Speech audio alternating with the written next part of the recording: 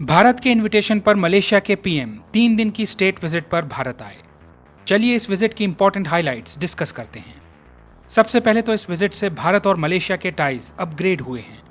PM Modi का invitation accept करके Malaysian PM Anwar Ibrahim एक हाई लेवल डेलीगेशन के साथ भारत पहुंचे। यहां उनका काफी वार्म वेलकम किया गया। दोनों देशों के बीच बायलैटरल टॉक्स हुई, वेरियस फील्ड्स में एमओयूज साइन किए गए और दोनों देशों के टाइज कॉम्प्रिहेंसिव स्ट्रेटेजिक पार्टनरशिप में एलिवेट हो गए। कॉम्प्रिहेंसिव स्ट्रेटेजिक पार्टनरशिप का मतलब अब दोनों देशों के बीच बायलैटरल कोऑपरेशन और ज्यादा इंक्रीज होगा। दोनों देश एक शेयर्ड विजन के तहत साथ मिलकर क्लोजली वर्क करेंगे। सिर्फ ट्रेड में ही नहीं बल्कि वेरियस फील्ड्स में अब डीपर कोलैबोरेशन होगा। For example climate change, culture, artificial intelligence, food security, sustainable development और इवन डिफेंस जैसे फील्ड्स में कोऑपरेशन स्ट्रेंथन होगा। भारत और मलेशिया के टाइज में ये एक मेजर बूस्ट है। हम जानते हैं कि मलेशिया की प्रीवियस गवर्नमेंट के अंडर भारत और मलेशिया के टाइज स्ट्रेन्ड हो गए थे। कारण है former prime minister Mahathir Mohammad का इंडिया के इंटरनल मैटर्स में इंटरफेयर करना। जैसे उन्होंने आर्टिकल 370 के एब्रोगेशन को क्रिटिसाइज किया था। मलेशिया एक मुस्लिम मेजॉरिटी देश है, तो महातीर मोहम्मद मुस्लिम वोटर बेस को कंसोलिडेट करने के लिए ऐसा शो करना चाहते थे कि वह ग्लोबली मुस्लिम इश्यूज को डिफेंड करते हैं। तो इसके लिए वह अजीब से स्टेटमेंट्स देने लगे, जैसे इंडिया कश्मीर में बहुत गलत कर रहा है। एकदम बेसलेस स्टेटमेंट्स जैसे इंडिया ने कश्मीर को इन्वेड करके ऑक्यूपाई कर लिया है एक्सेट्रा। सीएए और एनआरसी को भी जमकर क्रिटिसाइज किया। ऑब्वियसली इन सब के कारण भारत और मलेशिया के बीच डिप्लोमेटिक टेंशन्स बहुत ज्यादा बढ़ गई थी। अगर आपको याद हो तो भारत ने स्ट्रॉन्ग एक्शन लेते हुए मलेशिया से आने वाले पाम ऑयल के इंपोर्ट्स को रेस्ट्रिक्ट कर दिया था, जो मलेशियन इकोनॉमी के लिए एक सिग्निफिकेंट ब्लो था। दोनों देशों की रिलेशनशिप में एक और फ्रिक्शन का पॉइंट है जाकिर नाइक का एक्स्ट्राडिशन। जो लोग नहीं जानते हैं, जाकिर नाइक एक इस्लामिक प्रीचर हैं। ये अपने कंट्रोवर्शियल स्टेटमेंट्स के लिए जाने जाते हैं। इन पर भारत में हेट स्पीच के जरिए एक्सट्रीमिज्म फैलाने का आरोप है। साथ ही मनी लॉन्ड्रिंग का भी आरोप है। 2016 में ये भारत से भाग गए और महाथीर मोहम्मद गवर्नमेंट ने मलेशिया में इन्हें परमानेंट रेसिडेंसी ग्रांट कर दी। भारत 2017 से जाकिर नाइक को एक्स्ट्राडाइट करने की रिक्वेस्ट कर रहा है, जिसे अब तक मलेशिया रिजेक्ट करता आया है। इन सभी कारणों के चलते भारत और मलेशिया के संबंध खराब हो गए थे। फिर 2022 में मलेशिया में नई सरकार आई, जिसको अनवर इब्राहिम लीड कर रहे हैं। इनके अंडर भारत और मलेशिया के बीच टाइज इंप्रूव होने की पॉसिबिलिटी नजर आ रही है। 2018 से ये पहले मलेशियन पीएम हैं जिन्होंने भारत विजिट किया है। इससे पहले 2018 में महातीर मोहम्मद भारत आए थे, जब भारत के 69th रिपब्लिक डे पर 10 आसियान देशों के हेड्स चीफ गेस्ट्स थे। मलेशिया भी एक आसियान कंट्री है। हालांकि इसके बाद से भारत और मलेशिया के टाइज डिटीरियोरेट होते गए और अब जाके 6 साल बाद मलेशियन पीएम अनवर इब्राहिम की विजिट से दोबारा से टाइज नॉर्मलाइज होते हुए दिख रहे हैं। जाकिर नाइक के एक्स्ट्राडिशन को लेकर अनवर इब्राहिम का कहना है कि अगर भारत उचित एविडेंस सबमिट करेगा तो मलेशिया जाकिर नाइक, जो कि भारत में वांटेड हैं, उनके एक्स्ट्राडिशन को डेफिनेटली कंसिडर करेगा। उनका कहना था कि इस इशू की वजह से भारत और मलेशिया के मजबूत होते संबंध खराब नहीं होने चाहिए। दोनों देशों ने अग्री किया कि को किसी भी फॉर्म में एक्सेप्ट, सपोर्ट या टॉलरेट नहीं किया जाएगा। मलेशिया के पीएम ने गाजा में इजराइल के एक्शंस को क्रिटिसाइज किया और वेस्टर्न हिपोक्रेसी को भी कॉल आउट किया। उन्होंने बोला कि यूक्रेन में जा रही जानों पर तो वेस्टर्न देश खूब बोलते हैं, लेकिन जब गाजा की बात आती है तो बिल्कुल साइलेंट हो जाते हैं। फिर आगे उन्होंने भारत में माइनॉरिटी इश्यूज को लेकर भी कंसर्न्स रेज करी। हालांकि उन्होंने ये भी कहा कि उन्हें उम्मीद है कि भारत माइनॉरिटीज के चैलेंजेस को एड्रेस करने के लिए रिक्वायर्ड कदम उठाएगा। मलेशिया की स्ट्रेटेजिक लोकेशन को देखते हुए ये साउथ ईस्ट एशियन देश भारत के लिए बहुत महत्वपूर्ण पार्टनर साबित हो सकता है। मैप में देखिए, इन दोनों रीजन्स को मिलाकर मलेशिया बनता है।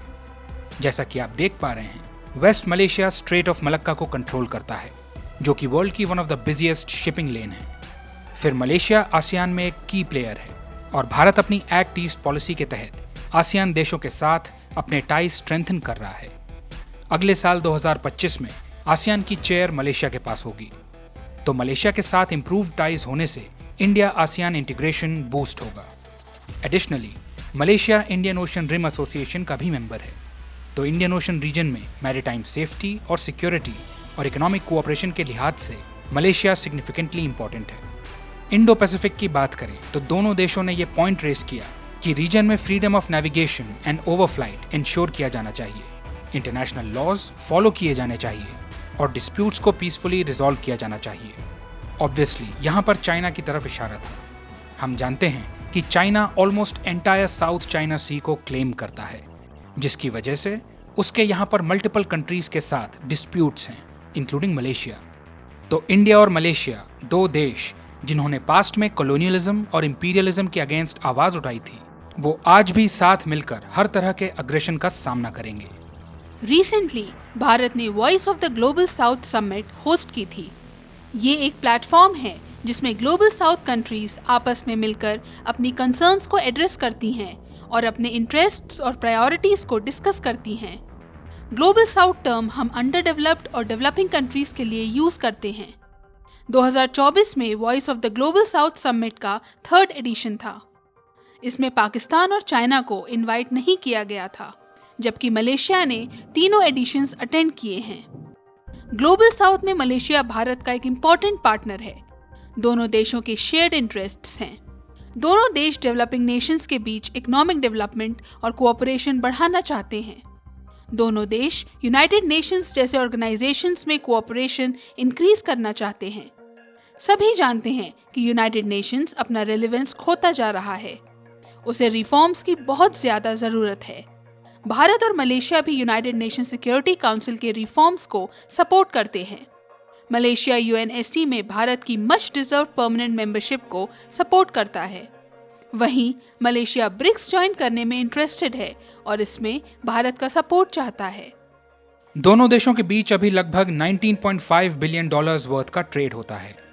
मलेशिया भारत को palm oil, petroleum products, electronic products जैसी चीजें एक्सपोर्ट करता है और भारत से meat, dairy, cereals, sugar, engineering goods जैसी चीजें इंपोर्ट करता है। मलेशिया चाहता है कि भारत राइस, शुगर और अनियन जैसी कमोडिटीज पर एक्सपोर्ट रेस्ट्रिक्शंस कम करे, क्योंकि मलेशिया में लोकल प्रोडक्शन वहां बढ़ती हुई डिमांड को मीट नहीं कर पा रहा है और इन कमोडिटीज की वहां पर रिक्वायरमेंट है। इसे कंसिडर करते हुए इस विजिट के दौरान भारत ने मलेशिया को additional 2 lakh metric tonne rice देने का वादा किया। दोनों देशों के बीच ये सहमति बनी कि ट्रेड के लोकल करेंसी में सेटलमेंट को प्रमोट किया जाएगा। लोकल करेंसी मतलब इंडियन रुपी और मलेशियन रिंगिट। लोकल करेंसी में सेटलमेंट डी-डॉलराइजेशन के ग्लोबल ट्रेंड में कंट्रीब्यूट करेगा। फिर भारत के यूपीआई को मलेशिया के पेनेट के साथ इंटीग्रेट किया जाएगा। पेनेट मलेशिया का नेशनल पेमेंट नेटवर्क है।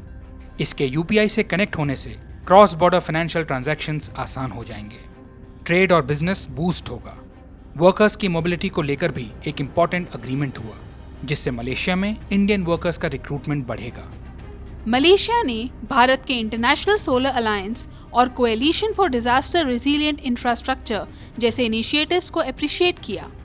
तो रिन्यूएबल एनर्जी और सस्टेनेबल डेवलपमेंट के फील्ड में भी दोनों देशों के बीच कोऑपरेशन का काफी स्कोप है। फर्दर सेमीकंडक्टर्स, फिनटेक, एआई और क्वांटम कंप्यूटिंग जैसे इमर्जिंग सेक्टर्स में भी कोऑपरेशन इंक्रीज किया जाएगा। तो मलेशियन पीएम की इस विजिट में काफी कुछ अचीव किया गया। वेरियस सेक्टर्स जैसे digital technology, tourism, education, sports, culture में इंक्रीज कोऑपरेशन को लेकर सहमति बनी। स्पेस, न्यूक्लियर एनर्जी और वैक्सीन्स जैसे क्रूशियल फील्ड्स में भी आने वाले टाइम में हमें दोनों देशों के बीच कोऑपरेशन देखने को मिल सकता है। कुल मिलाकर ये विजिट काफी सक्सेसफुल रही। दोनों देशों की फ्रेंडशिप अपग्रेड हुई और आने वाले टाइम में कोलैबोरेशन के नए एवेन्यूज ओपन हुए।